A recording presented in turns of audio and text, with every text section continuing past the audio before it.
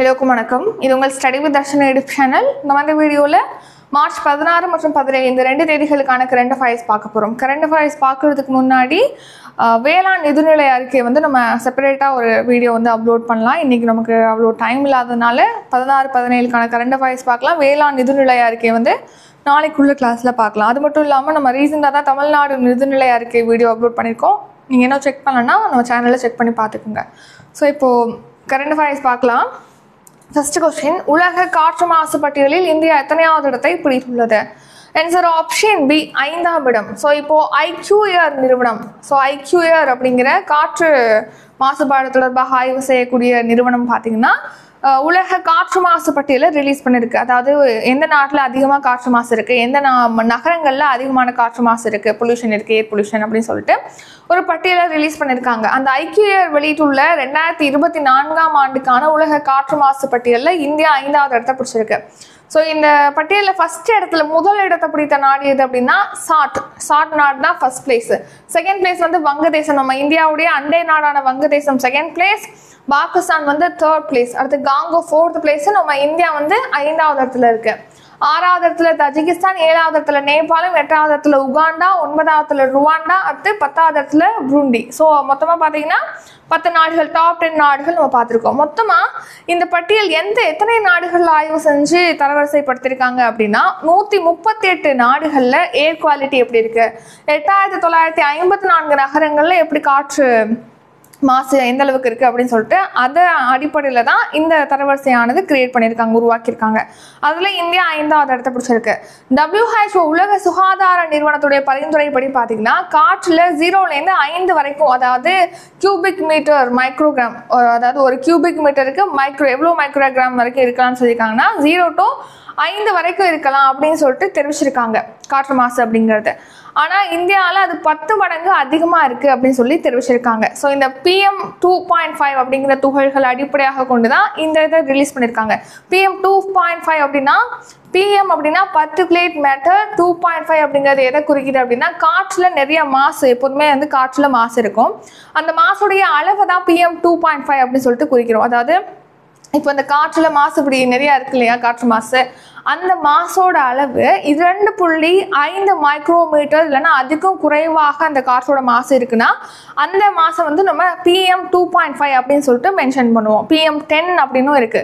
அதாவது particulate matter 10 அப்படின்னா 10 மைக்ரோமீட்டருக்கும் குறைவான அளவு கொண்டு காற்று மாசு அப்படின்னு சொல்லிட்டு அதோட மீனிங். PM2.5 அப்படிங்கிறது மனிதர்களுக்கு உடல் நலத்துக்கு ரொம்ப ரொம்ப ஆபத்தானது. ஏன்னா அது மூக்கு வழியாக சுவாச பாதைகள் நுழைஞ்சு நிறைய உடல் உபாதைகளை ஏற்படுத்தக்கூடியதான் இந்த PM2.5.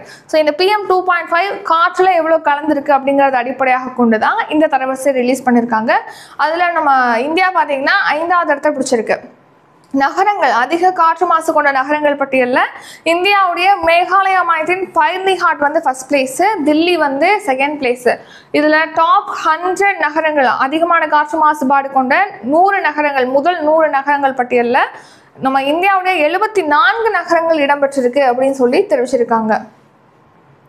ரீசன் நியூஸ், சமீபத்தில் மத்திய மின்துறை தரவரிசையில் பார்த்தீங்கன்னா தமிழக மின் வாரியம் 48ஆவது இடத்தை பிடிச்சிருக்கு. உலக பயங்கரவாத பட்டியல், அதாவது டெரரிசம் இண்டெக்ஸ் 2025ல் இந்தியா 14ஆவது இடம், பாகிஸ்தான் செகண்ட் பிளேஸ். அடுத்து 2024ஆம் ஆண்டுக்கான சொகுசு வீடுகளுடைய விலை உயர்வு பட்டியலில் தில்லி 18ஆவது இடத்தை பிடிச்சிருக்கு. அடுத்த செகண்ட் கொஸ்டின், ரைசினா உரையாடல் மாநாடு எங்கு தொடங்கப்பட்டுள்ளது? ஆன்சர் தில்லி. ஸோ இன்னைக்கு பார்த்தீங்கன்னா பிரதமர் நரேந்திர மோடி அவர்கள் இந்த ரைசினா மாநாட்டை தொடங்கி வைக்கிறாங்க. ரைசினா டயலாக் அப்படிங்கிறது என்னன்னா நம்ம இந்தியாவில் நடத்தப்படக்கூடிய மிகப்பெரிய புவிசார் அரசியல் தொடர்பான மாநாடு தான் இந்த ரைசினா மாநாடு. ஸோ இதில் 2016ஆம் ஆண்டுலேருந்து இந்தியாவில் நடத்தப்பட்டு வருது. இந்த வருஷம் 10ஆவது ஆண்டாக நடத்துகிறாங்க இந்த ரைசினா உரையாடல் மாநாடை இந்தியாவில், தில்லியில். ஸோ இதில் பல்வேறு நாட்டுடைய தலைவர்கள் பங்கேற்பாங்க. இந்த வருஷத்துக்கான இந்த மாநாட்டுக்கான கருப்பொருள் தீம் என்ன அப்படின்னா காலச்சக்கரம், மக்கள், அமைதி மற்றும் பூகோளம் அப்படிங்கிறதான் இந்த வருஷம் இந்த ரைசினா மாநாட்டுக்கான கருப்பொருள்.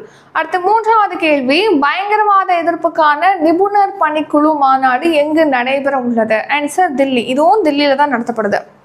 அதாவது ஆசியான் நாடுகள்னு சொல்லிட்டு பார்த்துருப்போம். ஆசியான் அப்படின்னா என்னன்னா தென்கிழக்கு ஆசிய நாடுகளுடைய கூட்டமைப்பு, ஒரு 10 நாடுகளுடைய கூட்டமைப்பு. இதில் பார்வையாளராக இந்தியா உட்பட ஒரு 8 நாடுகள் இருக்கு. ஸோ ஆசியான் கூட்டமைப்புடைய 10 உறுப்பு நாடுகள் மற்றும் 8 பார்வையாளர் நாடுகளின் கீழ் இருக்கக்கூடிய ஒரு அமைப்பு தான் பயங்கரவாத எதிர்ப்புக்கான நிபுணர் பணிக்குழு. இதோடைய மாநாடு இப்போ மலேசியாவும் இந்தியாவும் சேர்ந்து நடத்துறாங்க. தில்லியில் தான் இந்த மாநாடானது தொடங்கப்பட இருக்கு. சொல்லுங்க, இப்போ ஆசியான் கூட்டமைப்பு மற்றும் 8 பார்வையாளர் உறுப்பு நாடுகளின் கீழ் இருக்கக்கூடிய பயங்கரவாத எதிர்ப்புக்கான நிபுணர் பணிக்குழுவுடைய மாநாடு தில்லியில நடத்தப்படுது. ஸோ இதை யார் கண்டக்ட் பண்றா? மலேசியாவும் இந்தியாவும் இணைந்து தான் இந்த மாநாடு நடத்துறாங்க. ஸோ இந்த மாநாடை இந்தியா வந்து ஹோஸ்ட் பண்றது இதுதான் ஃபர்ஸ்ட் டைம். ஸோ நெக்ஸ்ட் இந்த ஆசியான்ல எந்தெந்த நாடுகள் உறுப்பு நாடுகளா இருக்கு, எந்தெந்த நாடுகள் பார்வையாளராக இருக்குன்னு சொல்லிட்டு பார்க்கலாம். உறுப்பு நாடுகள் என்னன்னா Brunei, Cambodia, Indonesia, Laos, Malaysia, Myanmar, Philippines, Singapore, Thailand, Vietnam. இந்த நாடுகள் உறுப்பு நாடாக இருக்கு.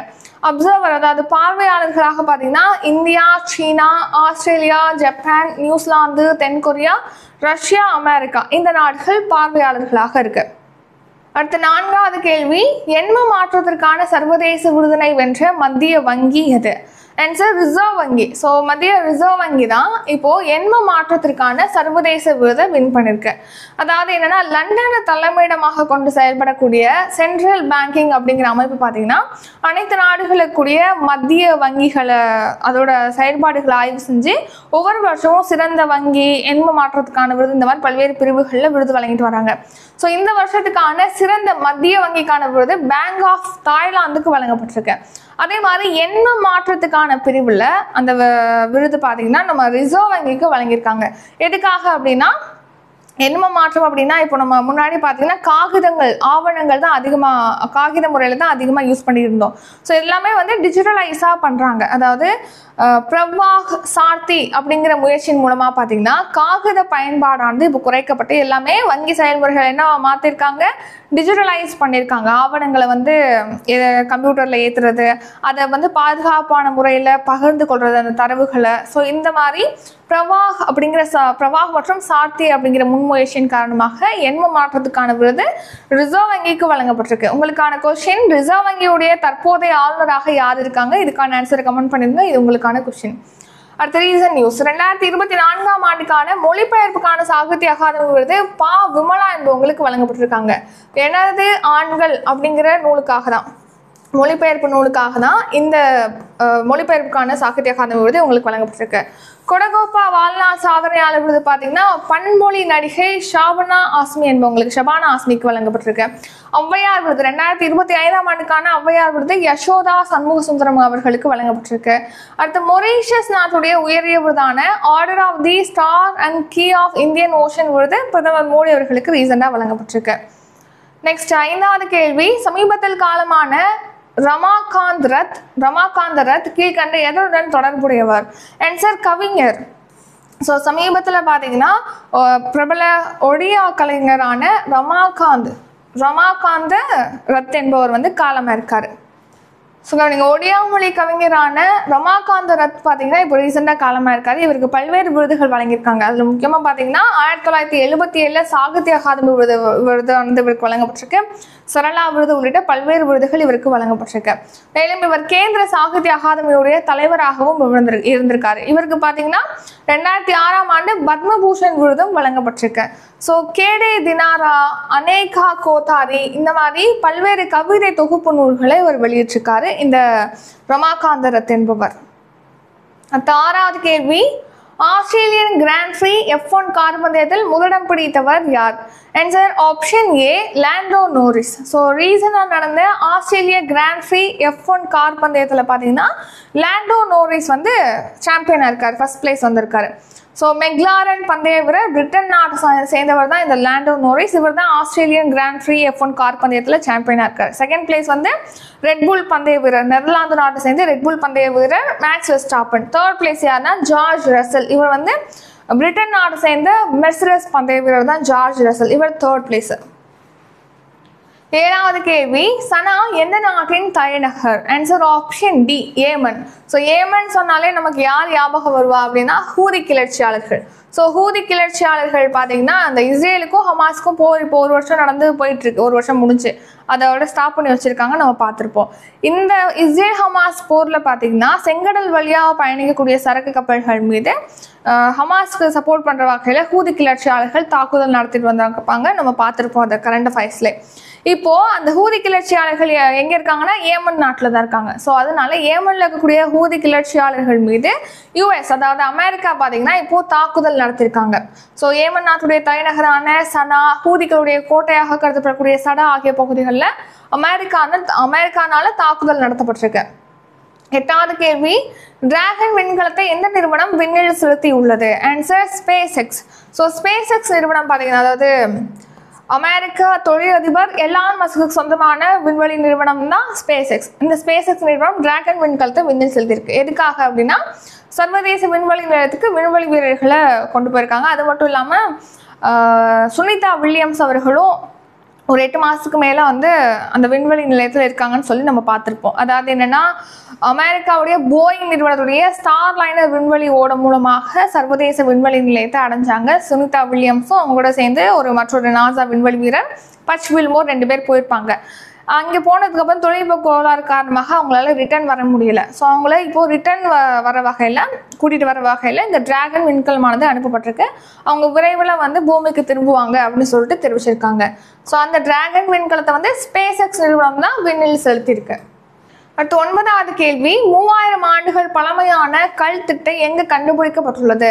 Answer option A Salem. So இப்போ சேலத்தில் பார்த்தீங்கன்னா 3000 ஆண்டுகள் பழமையான கல் திட்டையானது கண்டுபிடிக்கப்பட்டிருக்கு. அதாவது என்ன, 3000 ஆண்டுகளுக்கு முன்னாடி பார்த்தீங்கன்னா நம்ம பழந்தமிழர்கள் என்ன பண்ணியிருக்காங்கன்னா அவங்க குடும்பத்தில் சேர்ந்த மூத்த உறுப்பினர்கள் இல்லைன்னா அவங்களுடைய உறவினர்கள் உயிரிழந்துட்டாங்க அப்படின்னா அவங்கள வந்து ஒரு பெரிய பானையில் வச்சு புதைச்சிடுறது. அதுக்கப்புறமா சுற்றி வட்டமாக பார்த்தீங்கன்னா ஒரு கல் இருக்கு இல்லையா, கல் அதன் மூலமாக செட் பண்ணுறது. ஒரு வட்ட வடிவில் பார்த்தீங்கன்னா புதைத்த இடத்தை வந்து கற்களை பதிச்சு கல் வட்டம் உருவாக்கியிருக்காங்க. அது மேலே பலகை கற்களை போட்டு ஒரு பெட்டி மாதிரி ஒரு கல் திட்டைகளை உருவாக்கியிருக்காங்க. எப்படி கல் திட்டை இருக்கும் அப்படின்னு கேட்டிங்கன்னா இந்த இருக்கு இல்லையா, ஒரு பானையை வச்சு பானையில் வந்து இறந்தவங்களோட உடலை வச்சு புதைச்சிருவாங்க. சுற்றி இந்த கல் மாதிரி வட்ட வடிவில் உருவாக்கி மேலே ஒரு கல்லை போட்டு கல் திட்டையாக உருவாக்கிடுவாங்க. இது 3000 ஆண்டுகளுக்கு முன்னாடி இந்த மாதிரி ஒரு ப்ரொசீஜர் வந்து ஃபாலோ பண்ணியிருக்காங்க.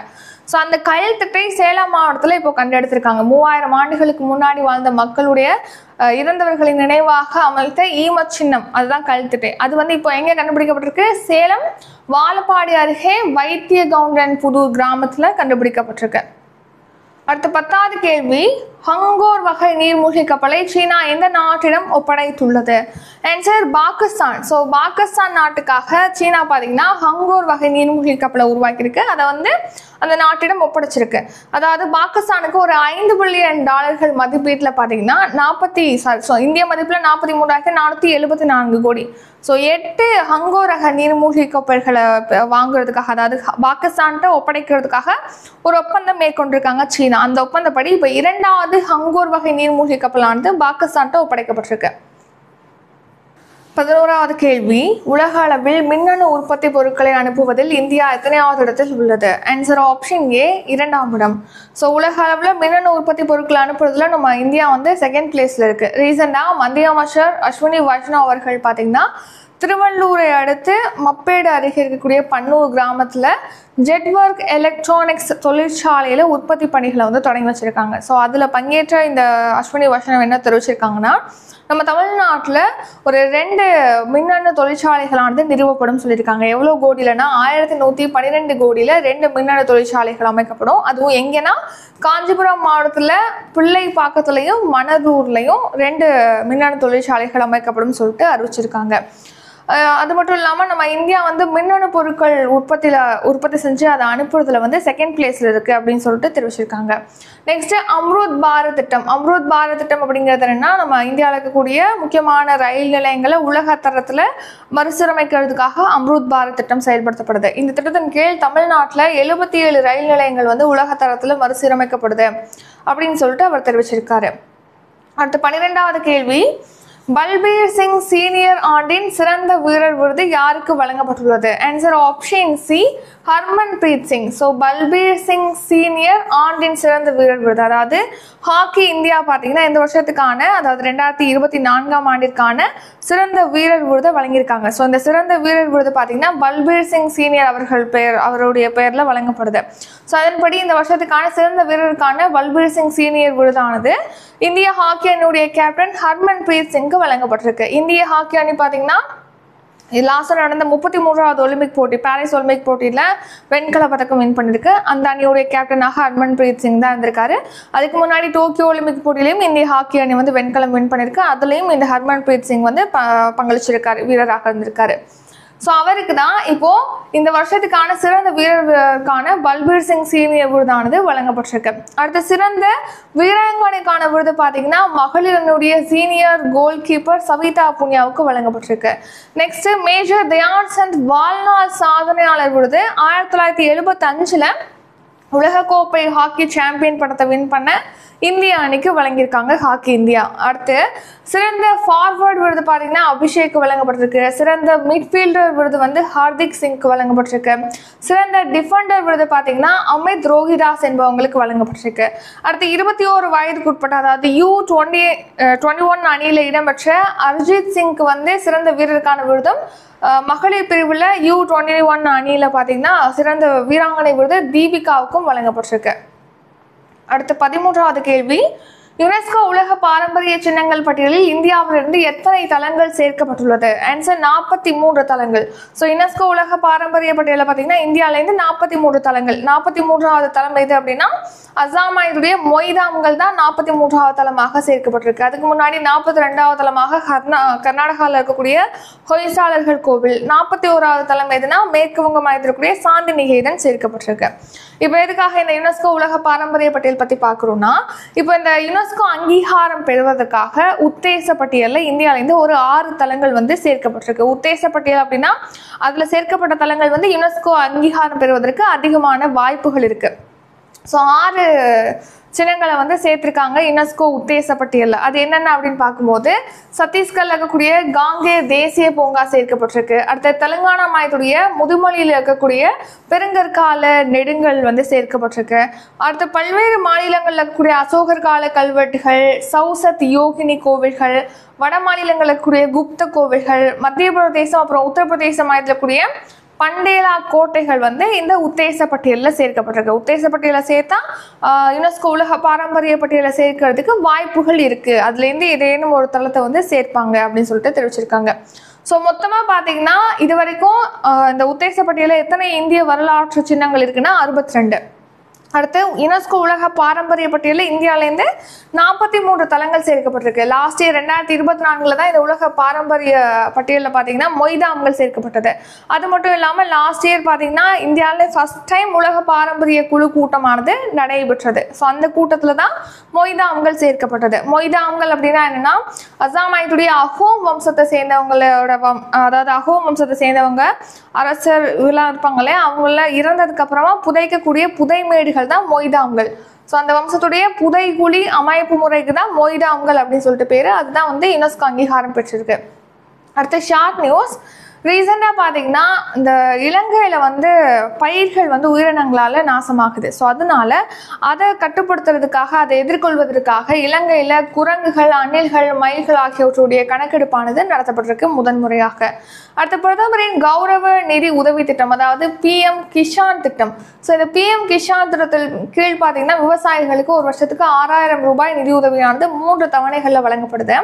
இப்போ அந்த திட்டத்தின் கீழ் விவசாயிகள் பயன்பெறணும் அப்படின்னா அக்ரிஸ்டேக் அப்படிங்கிற வலைதளத்தில் விவசாயிகள் கட்டாயமாக பதிவு செய்யணும். அது வந்து கட்டாயமாக்கியிருக்காங்க இந்த அக்ரிஸ்டேட் வலைதளத்தில் பதிவு செய்யணும் அப்படின்னு சொல்லிட்டு. ஸோ தமிழ்நாட்டில் பார்த்தீங்கன்னா 37 மாவட்டங்களை சேர்ந்த 22.48 லட்சம் விவசாயிகளுக்கு இந்த பிரதமரின் கிசான் நிதி திட்டத்தின் கீழ் நிதி உதவியானது வழங்கப்பட்டு வருகிறது. அடுத்து national vaccine day and national immunisation day, அதாவது பார்த்தீங்கன்னா தேசிய தடுப்பூசி தினம், தேசிய நோய் தடுப்பு தினம் எப்போ அனுசரிக்கப்படுதுன்னா மார்ச் 16ஆம் தேதி அனுசரிக்கப்படுது. இந்த வருஷம் தீம் வந்து vaccines for all ensuring a healthier future அப்படிங்கிறது தான் தீம். அடுத்த வேர்ல்டு கன்சியூமர் ரைட்ஸ் டே, அதாவது உலக நுகர்வோர் உரிமைகள் தினம். ஸோ இந்த தினம் வந்து எப்போ அனுசரிக்கப்படுதுன்னா மார்ச் 15. தீம் வந்து எ just transition to sustainable life style அப்படிங்கிறது தான் தீம். ஸோ உலக நுகர்வோர் தினம் மார்ச் 15 பார்த்தோம். தேசிய நுகர்வோர் தினம் எப்போ அப்படின்னு கேட்டிங்கன்னா டிசம்பர் 24. அடுத்து கவிஞர் வைரமுத்து அவர்கள் எழுதிய மகா கவிதை அப்படிங்கிற நூலுடைய ஆங்கில பதிப்பை முன்னாள் மத்திய அமைச்சர் ப. சிதம்பரம் அவர்கள் வந்து ரிலீஸ் பண்ணியிருக்காங்க. அடுத்து இஸ்லாமிய தேச அதாவது IS பயங்கரவாத அமைப்புடைய 2ஆம் நிலை தலைவரான அபு காதிஜா பார்த்தீங்கன்னா இப்போ ஈராக்கில் அமெரிக்கானால நடத்தப்பட்ட வான்வழி தாக்குதலில் கொல்லப்பட்டிருக்காரு அப்படின்னு சொல்லிட்டு தெரிவிச்சிருக்காங்க. நெக்ஸ்ட் ரிவிஷன் பார்க்கலாம். ரிவிஷன் பார்க்கறதுக்கு முன்னாடி இப்போ 20ஆம் தேதி பார்த்தீங்கன்னா மேக்ஸ் லைவ் கிளாஸ் வந்து ஸ்டார்ட் ஆகுது. இதுக்கான ஃபீஸ் வந்து 500. இதில் லைவ் கிளாஸ் ப்ளஸ் டெஸ்ட் வந்து ப்ரொவைட் பண்ணுவோம். டிஸ்கிரிப்ஷனில் GPay, PhonePe, Paytm, YouPay number கொடுத்துருக்கோம். பே பண்ணிட்டு டிஸ்கிரிப்ஷனில் கூடிய வாட்ஸ்அப் நம்பருக்கு ஸ்க்ரீன்ஷாட் எடுத்து அனுப்பினீங்கன்னா உங்களை பேட்சில் ஆட் பண்ணிடுவோம். நெக்ஸ்ட்டு ஷெடியூல் வைஸாக உங்களுக்கு கிளாஸ் நடக்கும் ப்ளஸ் டெஸ்ட் நடக்கும். இதை பற்றி வேறு ஏதாவது டீட்டெயில் தெரிஞ்சுக்கணும்னா காண்டாக்ட் நம்பர் டிஸ்கிரிப்ஷனில் இருக்குது. அந்த நம்பருக்கு கால் பண்ணியோ வாட்ஸ்அப்பில் டெக்ஸ்ட் பண்ணியோ கேட்கலாம். அடுத்து 25ஆம் தேதி பார்த்தீங்கன்னா அப்டேட்டட் சிலபஸ் வைஸாக new book Tamil test batch வந்து ஸ்டார்ட் ஆகுது. Old book Tamil test batch வந்து 27ஆம் தேதி ஸ்டார்ட் ஆகுது. Tamil new book fees 250, old book வந்து 200. ஸோ டிஸ்கிரிப்ஷனில் நம்பர் கொடுத்துருக்கோம், பே பண்ணிட்டு ஸ்க்ரீன்ஷாட் பண்ணிங்கன்னா ஆட் பண்ணிடுவோம். நெக்ஸ்ட் இப்போது ரிவிஷன் பார்க்கலாம். ஃபஸ்ட்டு கொஸ்டின், உலக காற்று மாசு பட்டியலில் இந்தியா எத்தனையாவது இடத்தை பிடித்துள்ளது? ஆன்சர் ஆப்ஷன் பி 5வது இடம். இரண்டாவது கேள்வி, ரைசினா உரையாடல் மாநாடு எங்கு தொடங்கப்பட்டுள்ளது? ஆன்சர் தில்லி. மூன்றாவது கேள்வி, பயங்கரவாத எதிர்ப்புக்கான நிபுணர் பணிக்குழு மாநாடு எங்கு நடைபெற உள்ளது? ஆன்சர் ஆப்ஷன் ஏ தில்லி. நான்காவது கேள்வி, எண்ம மாற்றத்திற்கான சர்வதேச விருதினை பெறும் மத்திய வங்கி எது? ஆன்சர் ஆப்ஷன் சி ரிசர்வ் வங்கி.